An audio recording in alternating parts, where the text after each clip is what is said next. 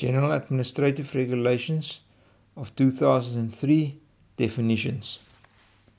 Bargaining Council means the bargaining council established by Section 27 of the Labour Relations Act. CCMA means the Commission for Conciliation, Mediation and Arbitration established by Section 112 of the Labour Relations Act.